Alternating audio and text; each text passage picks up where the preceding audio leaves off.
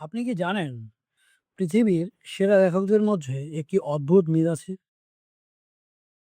তারা লেখার চেয়ে পড়েন বেশি। স্টিফেন কিং বলেছিলেন, "যদি আপনার পড়ার সময় না থাকে, তবে আপনার লেখারও সময় বা ক্ষমতা নেই।" আজ আমরা কথা বলব কিভাবে পড়ার অভ্যাস আপনার ভেতরের লেখককে জাগিয়ে তুলবে।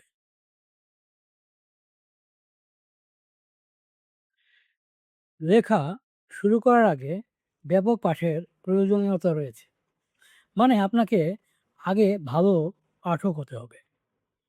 ভালো পাঠক মানে এই জ্ঞানী, বুদ্ধিজীবী এই টাইপের পাঠক না। লেখকের চোখে পাঠ করা। মানে আপনি যখন কোনো লেখা পড়বেন, তখন সে লেখা পড়ে আপনার কি অনুভূতি হলো সেটা আপনাকে বুঝতে হবে। মানে আপনি কোনো লেখা পড়ে কেন হাসলেন, কেন কাঁদলেন, কেন চিন্তামগ্ন হয়ে গেলেন সেগুলো আপনাকে বুঝতে হবে। আমরা অনেকেই কোনো সিনেমা বা নাটক দেখার সময় অনেক সময় হেসে উঠি, অনেক সময় কেঁদে ফেলি। তাই না? কেন এরকম হয়? এটা হয় ওই যে স্পেসিফিক যে দৃশ্যটা আমরা দেখি, সেই দৃশ্যটা আমাদের মধ্যে একটা ছাপ ফেলে। ঠিক সেভাবেই আপনি যখন পড়বেন, এই পড়ার সময় আপনার মধ্যে এই ছাপগুলা কারণে যে আপনার মধ্যে যেই হাসি বা কান্নার উদ্রেক করবে, সেটা আপনাকে নজরে আনতে হবে এবং অবশ্যই সেটাকে নোট করে রাখতে হবে। যে আমি এই জায়গায় এইটা দেখে কেঁদেছি, এটা দেখে হেসেছি, এই কারণ। এটা হতে পারে।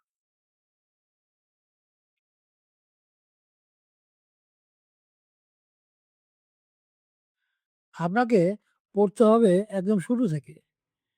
মানে একদম চর্যাপদ থেকে শুরু করে হাল আমলের বর্তমানে ফেসবুকে যারা লিখছে, যে যেখানে যা লিখছে, সব এখানে পড়ে যেতে হবে। কিন্তু আপনি হয়তো সব একবারে পড়তে পারবেন না। তাই আপনাকে আপনার কাছে যা আছে করার, সেগুলো আগে ভালো করে করতে হবে। এরপরে আপনি আস্তে, আস্তে আপনার পড়ার অবস্থাকে বৃদ্ধি করবেন। মানে আপনাকে ১ম এ সর্বগ্রাসী হতে হবে পড়ার ক্ষেত্রে। এভাবে পড়তে, পড়তে যখন আপনার মধ্যে সেই একটা ধারণা চলে আসবে যে এখন আমি কী পড়বো বা কী পড়া উচিত, তখন দেখবেন আপনি বেছে, বেছে পড়ছেন। তখন আপনাকে আর সব পড়তে হবে না। কারণ তখন আপনার মধ্যে একটা ম্যাচুরিটি চলে আসবে অ্যাজ এ পাঠক। আর সেই ম্যাচুরিটি আপনাকে এগিয়ে নিয়ে যাবে পরবর্তী ধাপগুলোতে। যখন আপনি লেখা বুঝবেন। আচ্ছা। আপনি যখন পড়বেন তখন আপনাকে করতে হবে সব। এর আগে বললাম। আপনাকে পড়তে হবে অবশ্যই লেখকের দৃষ্টিতে।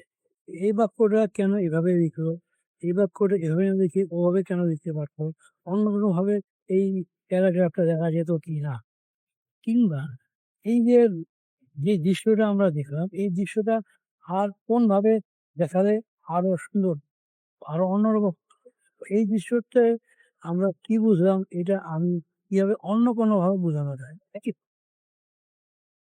তার মানে আপনাকে অবশ্যই পড়তে হবে। আপনি পড়লে জিনিসগুলো সহজে বুঝতে পারবেন। আর আপনি যখন একাধিক লেখকের লেখা পড়বেন, তখন আপনি একাধিক লেখকের একাধিক শৈলী সম্পর্কে জানতে পারবেন। ধরেন আপনি ১০ লেখকের ১০ টা উপন্যাস পড়বেন। ১০ লেখকের ১০ টা উপন্যাসের মধ্যে আপনি ১০ ধরনের ধারা আপনি খুঁজে পাবেন, ১০ ধরনের শৈলী আপনি খুঁজে পাবেন। একইভাবে আপনি যদি কবিতা পড়েন, একই রকম একেক কবির একেক ধরনের শৈলী।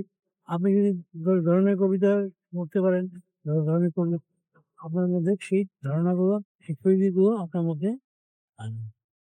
এভাবে আপনি ব্যাপক পঠন-পাঠনের মাধ্যমে আপনার নিজের লেখকসত্তাকে বিকশিত করতে পারেন।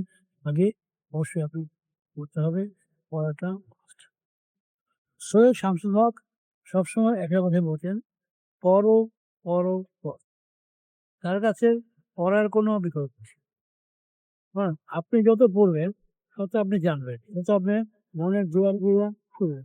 আর আপনি যখন একাধিক লেখকের লেখা পড়বেন, একাধিক লেখকের সাথে যখন আপনার এই জানাশোনাটা হবে, তখন তাদেরকে আপনি আপনার শিক্ষক হিসেবে ভাবেন। আপনার একাধিক শিক্ষক। এই শিক্ষকের কাছ থেকে আপনি শিখবেন তাদের যে অভিজ্ঞতা, সেগুলো সব। তাই অবশ্যই আমাদের করতে হবে। আর এখন বর্তমানে এআই এর যুগ। এখন অনেক কিছু সহজ হয়ে গেছে। আপনি খুব সহজেই যেকোনো লেখা বা যেকোনো পড়া আপনি খুব এআই এর মাধ্যমে আপনি সংক্ষেপ করে বুঝে নিতে পারেন জিনিস। কিন্তু সেখান থেকে যেটা হবে, ওই যে পড়াটা যে আপনি পড়ার মধ্যে দিয়ে আপনি অনুভূতিটা পেতেন বা যে অভিজ্ঞতাটা হতো, সেটা হয়তো আপনার হলো না। আপনি হয়তো একটা সংক্ষিপ্ত ধারণা পেলেন। কিন্তু আপনাকে যদি আরো elaborate ধারণা পেতে হয়, আরো যদি শৈলী সম্পর্কে এবং আরো যদি ব্যাপকভাবে ধারণা পেতে হয়, আপনাকে অবশ্যই আরো ব্যাপকভাবে পড়তে হবে। তার মানে গোগ্রাসে পড়তে হবে। কোন কিছু বাদ দেওয়া যাবে না।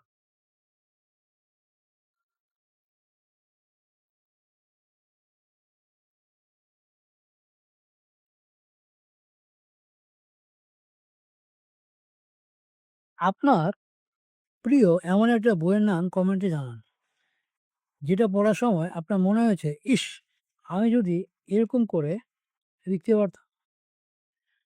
আর যদি ভিডিওটা ভালো লেগে থাকে, তাহলে একটা লাইক দিন এবং আমাদের এই খসড়া লেখালেখির আলাপের পরিবারের সাথে যুক্ত হতে সাবস্ক্রাইব বাটনে ক্লিক করুন। লিখতে থাকুন, পড়তে থাকুন। ধন্যবাদ।